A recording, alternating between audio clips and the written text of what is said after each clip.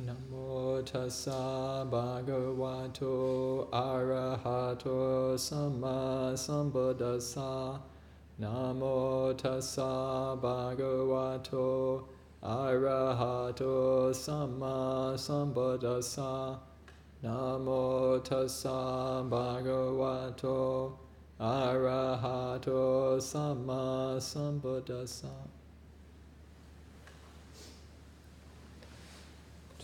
I thought to read the very beginning piece of Ajahn Geoff's book, Right Mindfulness, which describes just mindfulness related to the suttas. And so chapter 1 begins with a simile from Anguttara Nikaya 763. And the chapter is called Mindfulness the Gatekeeper. And then the simile: just as a royal frontier fortress has a gatekeeper, wise, experienced, intelligent, to keep out those he doesn't know and to let in those he does, for the protection of those within and to ward off those without, in the same way, a disciple of the noble ones is mindful, endowed with excellent proficiency in mindfulness, remembering and recollecting what was done and said a long time ago. With mindfulness as his gatekeeper, the disciple of the noble ones abandons what is unskillful, develops what is skillful, abandons what is blameworthy, develops what is blameless, and looks after himself with purity. And then starting with the text. Mindfulness the Gatekeeper. The Buddha adopted the term sati from the languages of his culture. It's related to the Sanskrit term smrti, which means remembrance or the act of calling to mind. However, there is no record of his having defined the term per se. Instead, the texts depict him as observing that there are two types of sati when viewed from the perspective of a person trying to put an end to suffering, right and wrong. The texts also show him defining the faculty of sati, satindriya, which is equivalent to right sati. So from Sangha Nikaya 4810, and which is the faculty of sati? There is the case where a disciple of the noble ones has sati, is endowed with excellent proficiency in sati, remembering and recollecting what was done and said a long time ago. He remains focused on the body in and of itself, ardent, alert, and having sati, subduing greed and distress with regard to the world. He remains focused on feelings in and of themselves, ardent, alert, and having sati, subduing greed and distress with reference to the world. He remains focused on the mind in and of itself, ardent, alert, and having sati, subduing greed and distress with reference to the world. He remains focused on mental qualities in and of themselves, ardent, alert, and having sati, subduing greed and distress with reference to the world. This is called the faculty of sati. This definition of right sati falls into two parts. In the first sentence, the Buddha is obviously retaining the meaning of its Sanskrit cognate, remembrance, showing how sati, when developed to the point of being a faculty or a dominant factor in the mind, is able to remember words and actions far into the past. The second part of the definition is identical with the definition of right sati in the Noble Eightfold Path, and is often called the establishing of sati, sati combined with upatana. This part of the definition, which combines to make satipatthana, this part of the definition sets out the task that sati is meant to keep in mind, along with the other mental factors that have to be developed, and the concerns that need to be subdued to help keep sati firmly established on its task. In the practice of the path, sati and satipatthana are mutually reinforcing. On the one hand, as the satipatthana formula states, sati is one of the factors brought to bear on the task of remaining focused as part of satipatthana. On the other hand, as Samyutta 4811 notes, the practice of satipatthana gives rise to strengthened sati. And quoting from Samyutta Nikaya 4811, and which is the faculty of sati? Whatever sati one obtains from the four establishings of sati, that is the faculty of sati. So just as physical strength grows by being used in exercise, sati is strengthened by being applied to the task of the four establishings of sati, This has practical consequences that we will discuss further below. The central task of Satipatthana is to remain focused on any one of the four topics as a frame of reference. The phrase remaining focused on is nowhere defined in the canon, but the Pali term anupasana, anu meaning follow and pasana meaning seeing, is commonly used for two types of meditative practice: keeping watch over a particular topic in the midst of other experiences, and looking for a particular quality in experiences as they arise.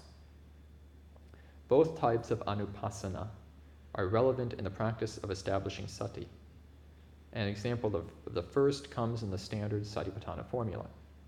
Remaining focused on the body in and of itself, for example, means keeping track of the body or a particular aspect of the body as a frame of reference in the midst of all your sensory experiences.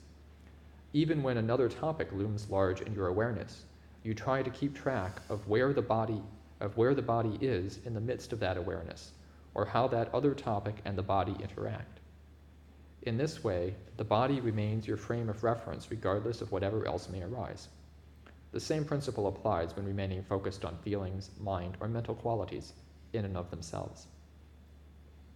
As for the second type of anupasana, looking for a particular quality in experiences as they arise, an example would be the practice of looking for inconstancy, anicca, in all phenomena.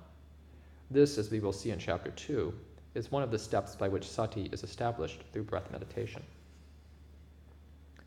The four topics to remain focused on are body, feelings, mind, and mental qualities. Body means the physical body. Feelings covers feeling tones of pleasure, pain, and neither pleasure nor pain, and mind covers states of mind. The phrase mental qualities, tamas, covers a wider range of phenomena. Its primary meaning in this context covers mental events or mental actions, but it also covers any physical or mental experience viewed as an event. All of these meanings play a role in how right sati makes use of this frame of reference. There is some overlap between the content of mind and mental qualities as frames of reference, but as we will see in chapters 6 through 9, their difference lies primarily in their respective functions. Mind is concerned primarily with how the mind relates to the object of its focus. Mental qualities are concerned with the qualities and thought categories involved in the process of fending off any defilements or distractions that surround that focus or threaten to interfere with it. The duty of sati is to remember to remain focused on any one of these topics in and of itself. The Pali passage expresses this idea literally by saying body in the body, feelings in feelings, etc., with the locative case, a grammatical case indicating location, often translated as in with reference to. In other words, each of these topics is viewed solely with reference to itself, on its own terms, without subsuming it under a larger frame of reference, such as the world outside. Each topic is thus a frame of reference in and of itself. Sati is one of the three mental factors that should accompany the activity of remaining focused in this way. The other two are alertness and ardency. The canon defines alertness, sampajanya, as knowing both events in the mind and activities of the body as they are happening, from Samyutta Nikaya 4735. And how is a monk alert? There is the case where feelings are known to the monk as they arise, known as they become established, known as they subside. Thoughts are known to him as they arise, known to him as they become established, known as they subside. Perceptions are known to him as they arise, known as they become established, known as they subside. This is how a monk is alert. And then from Samyutta Nikaya 36:7, and how is a monk alert? When going forward and returning, he makes himself alert. When looking towards and looking away, he makes himself alert.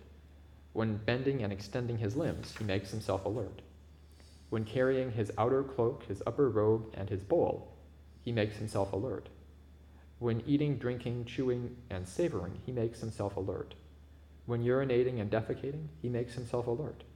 When walking, standing, sitting, falling asleep, waking up, talking, and remaining silent, he makes himself alert. This is how a monk is alert. This means that for sati to be properly established, it must not only remember far into the past, but also be coupled with a clear awareness of what's going on in the present. Ardency, atapa, is the desire to avoid what is unbeneficial. From Samyutta Nikaya 16.2, and this is Venerable Mahakassapa speaking. And how is one ardent? There is the case where a monk thinking, quote, evil, unarisen, evil, unskillful qualities arising in me would lead to what is unbeneficial, arouses ardency.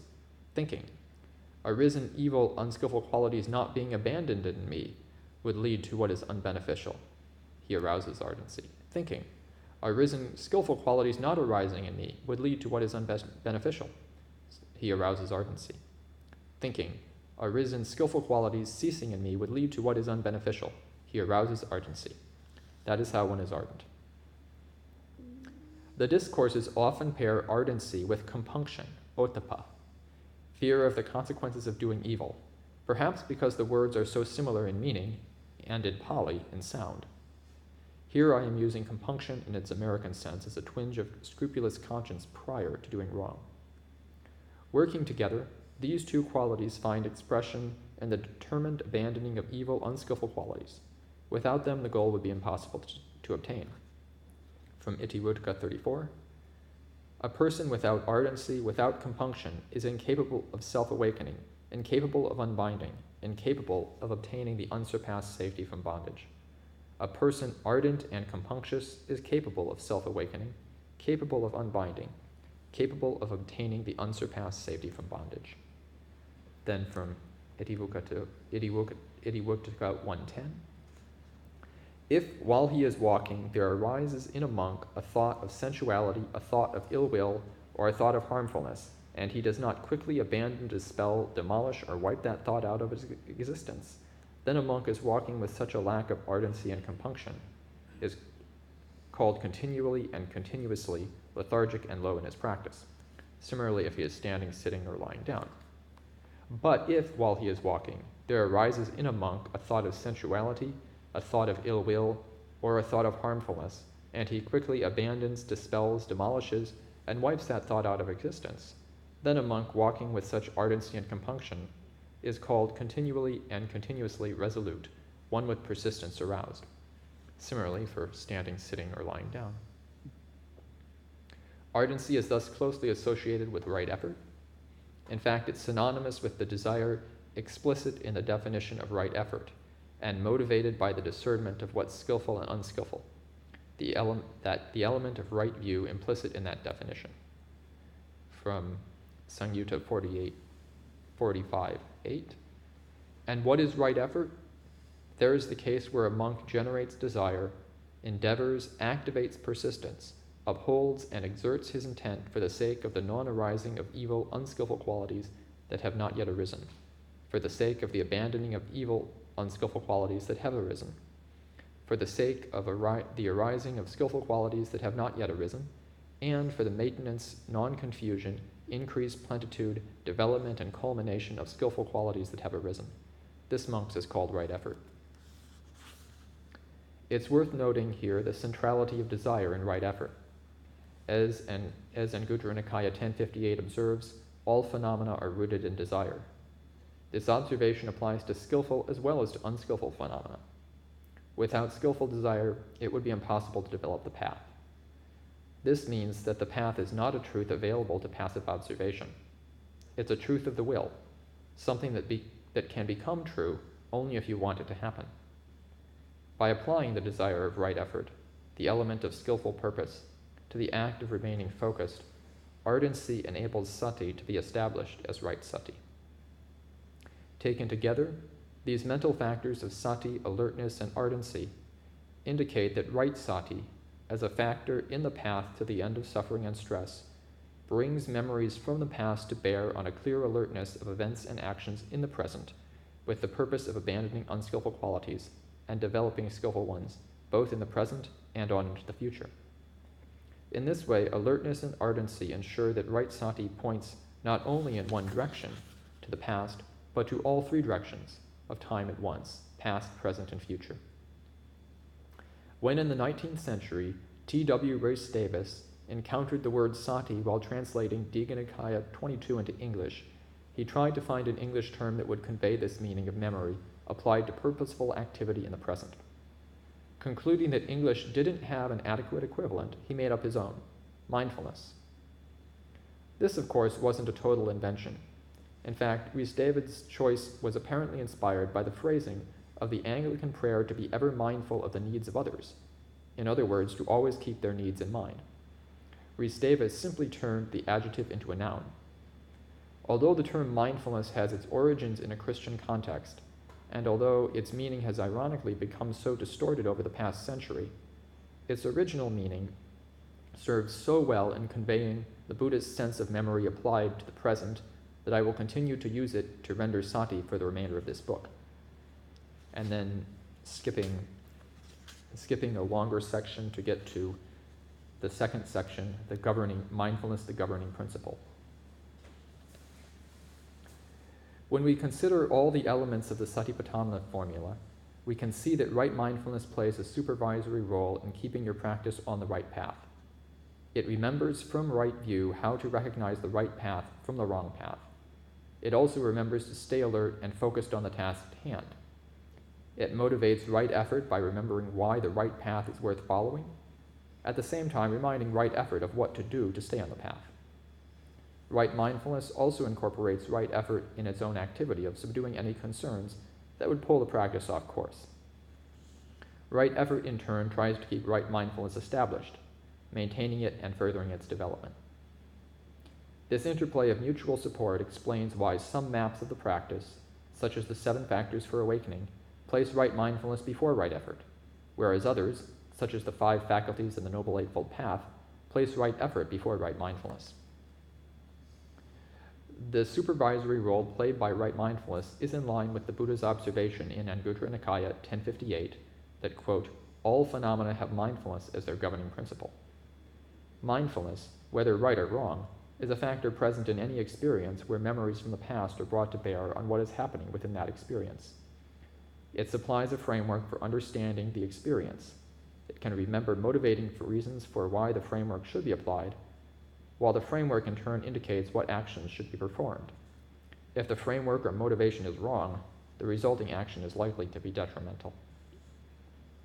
The Buddha, in including right mindfulness in the path, takes the role that mindfulness plays in any experience where memory is brought to bear on the present and points it in a skillful direction. This is an important point to note. Instead of telling you to abandon past memories so as to approach the present with totally fresh eyes and bare awareness, he's saying to be selective in calling on the appropriate memories that will help keep you on the path to the end of suffering. And instead of telling you to watch passively as things arise and pass away on their own, he's saying to keep remembering the need to complete any uncompleted tasks required by the path and to protect any attainments that have already been attained. In other words, there are some things that you have to remember to make arise and to prevent from passing away. Then from Anguttara Nikaya 245. This holy life is lived with mindfulness as its governing principle. And how is mindfulness the governing principle? The mindfulness that, quote, I will make complete any training with regard to good conduct that is not yet complete, or I will protect with discernment any training with regard to good conduct that is complete, is well established right within. The mindfulness that, quote, I will make complete any training with regard to the basics of the holy life that is not yet complete, or I will protect with discernment any training with regard to the basics of the holy life that is complete, is well established right within. The mindfulness that, quote, I will scrutinize with discernment any Dhamma that is not yet scrutinized, or I will protect with discernment any Dhamma that has been scrutinized, is well established right within. The mindfulness that, quote, I will touch through release any Dhamma that is not yet touched, or I will protect with discernment any Dhamma that has been touched, is well established right within. This is how mindfulness is the governing principle. And so I think I will leave it there. It continues.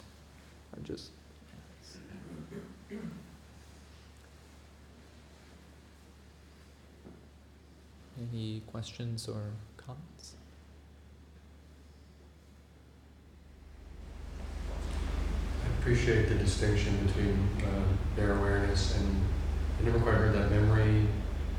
Won't be exactly what you said, but memory brought to bear purposeful action in the present. Mm-hmm. Have you heard of any other different definitions of mindfulness from other teachers? Yeah, I mean, I can. If you're wondering about the more. I mean, I made a list of other definitions that are more in the that are more in the bare awareness camp. If you'd like me to read any of those. Okay. Might be helpful. Okay.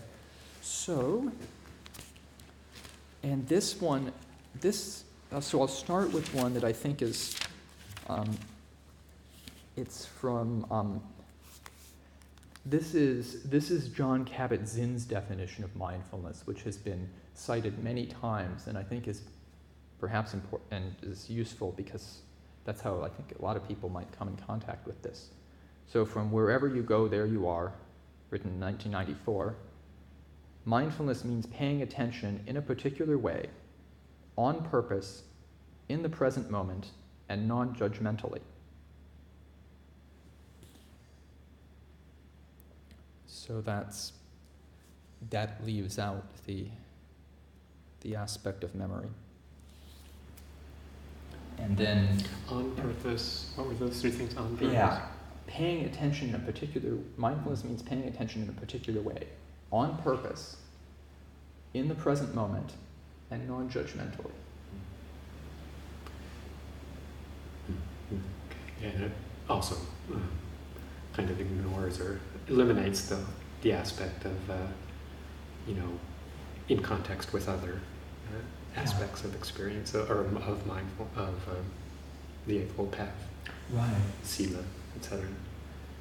What I find interesting about this is that whatever this, even if it's not the quality that matches what the Buddha taught mindfulness as, it seems to be immensely useful in a Western therapeutic Yes, context. for as far as it goes, it's a useful concept, tool. One might even be able to find certain descriptions of one's practice in the canon that correlate with that, but they're not called mindfulness. It's, seeing like towards the end of the Dhatu Sutta, basically abiding one's long sort of arduous meditation, maybe not arduous, but like sort of meditation practice, starting off with contemplation of the body, moving through contemplation of feeling, contemplation of the chitta, and then once the mind is calmed down, then you're in a state of equanimity in which you look on, and so forth. So it's like, something like that is what that reminds me of. But that's of course after a lot of other practices, and when the mind is calmed down to a considerable degree, presumably in the fourth jhana by implication of what the text says. And for me, that definition, I don't know, just qualitatively almost feels to me more like attention rather than mindfulness, on purpose, in the present moment, non-judgmental. That has a quality of like attention. It's a very good point. It actually reminds me more of the definition of Yoniso Manasikara in the Sabbasava Sutta.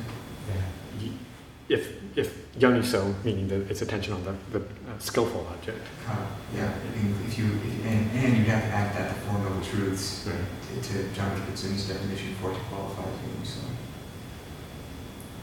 I think because there's that sutta where the Buddha asks his monks to define mindfulness, and the first monk sort of like, when I know I'm breathing in and out, or define anapanasati, and when monks are like, when I breathe in and out, I know I'm breathing in and out. And the Buddha does say, yes, that's one sort of mindfulness.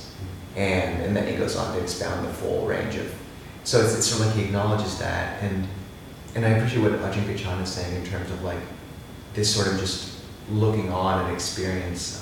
I know Ajahn Geoff takes issue with it, but obviously it has a lot of merit in terms of an articulation, because I mean, Longpo Sumedho and others, sort of watching things arise and pass, and not bringing that sort of overbearing attention to it, and I think actually that definition does fit quite well if you take into account the Sabbasava Sutta, and tends to be abandoned by seeing. And the Buddha does say like, yeah, with mindfulness, you abandon those states that need to abandon, but you can abandon them by seeing them in terms of the Four Noble Truths, and that can be as much as just seeing the suffering and like really looking on something, and I think that fits very well with that articulation. I understand why Ajahn Geoff takes issue with it, but I think if it's placed within the context of the whole teachings, and people understand how it fits in, that it's a very skillful way in certain respects, maybe in certain contexts. Yeah, no, I agree. And to me, what you just said actually kind of is what Ajahn Geoff says, is taking that quality and putting it in the context of truth. Yeah, that's true, actually. But those are gentle. Yeah, that's just abandoning by seeing it. Even just the language is so much more gentle than the other, abandoning by wiping out existence. It's good to keep in mind, like, you can abandon stuff just by seeing it in that gentle, broad context. So. And the thing, though, that I appreciate also is that maybe that sometimes Ajahn Geoff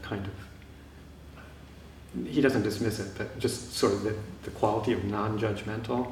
And sometimes he'll kind of say, well, no, it's right attention or mindfulness is, has circumspection to it. It's not non-judgmental, But I do like that myself, that connotation in the context of it's not like layering moral judgment on the experience that, say, is appearing in the mind. Like, oh, that's bad, I shouldn't be experiencing this perception, I appreciate that use of the word non-judgmental. It's sort of like seeing things as they arise.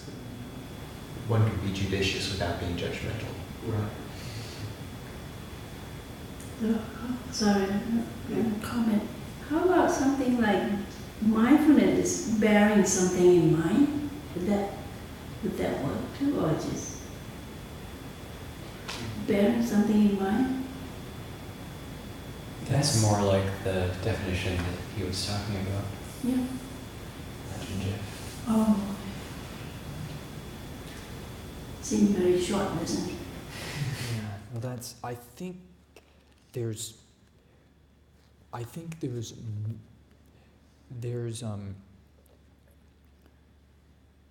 yeah, I mean, that's definitely a component of it. But I think there are mindfulness. Yeah, it's bearing something in mind, but it's also informed by, bearing something in mind and applying it to the present. And again, right mindfulness is better defined than mindfulness itself. In which case, there's a quality of bringing what's skillful to present, bearing what is skillful in present, and bearing what is skillful in mind and applying it to the present is right mindfulness, which is clear. I'm curious about the rest of your list. You started reading out there about the different definitions of mindfulness. Yeah, okay. So I have another one that this is from Jan Chosen Bayes, How to Train a Wild Elephant. Mindfulness is deliberately paying full attention to what is happening around you and within you, in your body, heart, and mind. Mindfulness is awareness without criticism or judgment.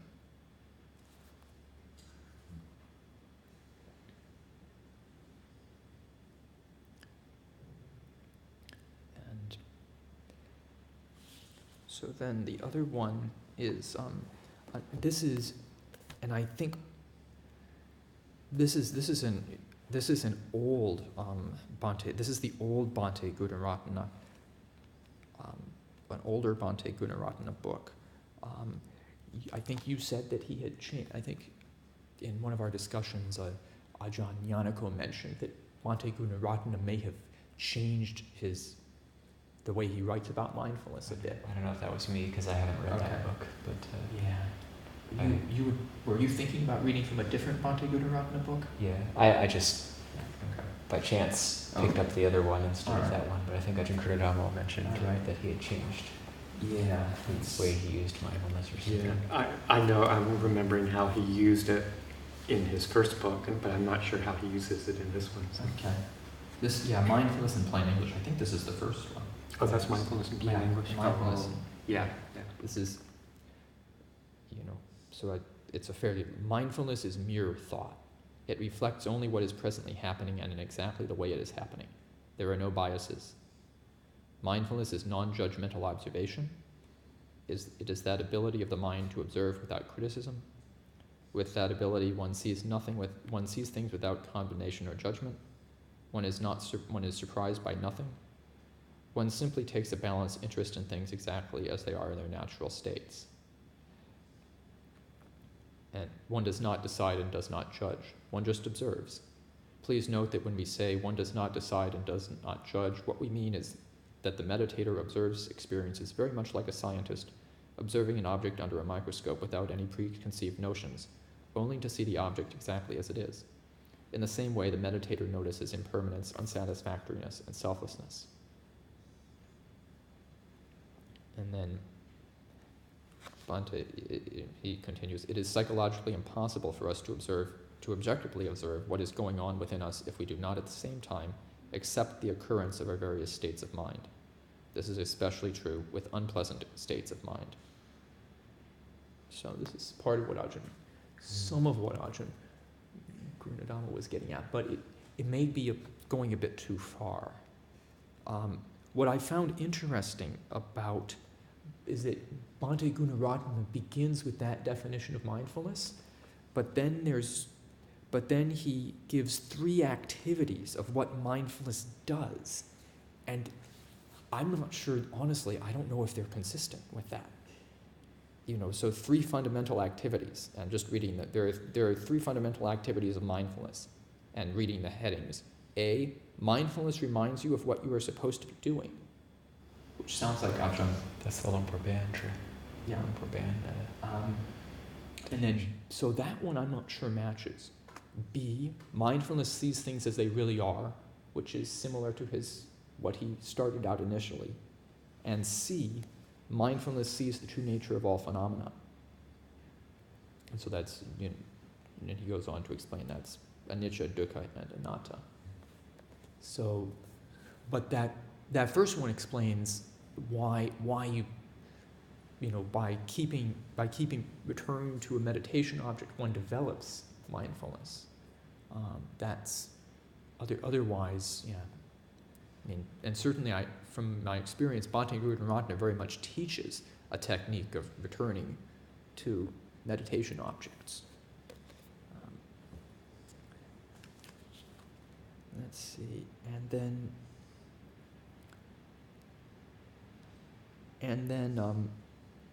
finally, I looked at the most modern book I looked at was Joseph Goldstein's Mindfulness, A Practical Guide to Awakening.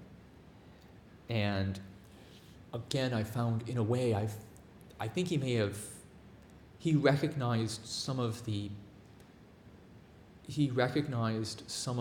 challenges with the ability to find mindfulness, but again, he presented a list of what mindfulness does, which seemed so. From his chapter 3, the headings of what mindfulness does are 1, present moment awareness. 2, the practice of remembering. 3, balancing the spiritual faculties. 4, mindfulness is the protector of the mind. And 5, he distinguishes between fabricated and unfabricated mindfulness. So that's a survey of what's out there in terms of the definitions of mindfulness. What's unfabricated mindfulness? Yeah, because that's really interesting. Not quite there. Because even an arahant has to establish mindfulness. And I didn't write down how Joseph defined that one. I was curious about that too. Yeah, well, I've got the book. We could go. I don't have it. I didn't bring that one out with me. I just also want to clarify one thing that I just said about the non-judgmental aspect. I guess what I meant to say, or what I mean to say, is that the non-judgmental quality I find is very useful when perceptions are arising, say, from past actions of body and mind, to see them just as they are in their beautifulness or in their ugliness, without closing one off, but by saying that's not appropriate, that's not right, but then bringing it in and saying, okay, if I act on this or move on this or create new karma related to this, it's going to have either a positive or a negative quality, or skillful or unskillful result. So that is where judgment or evaluation comes into play. But in that initial stage of receiving a perception from past action, it's a like resultant karma. That's when I find that quality of non-judgmentalness is quite useful.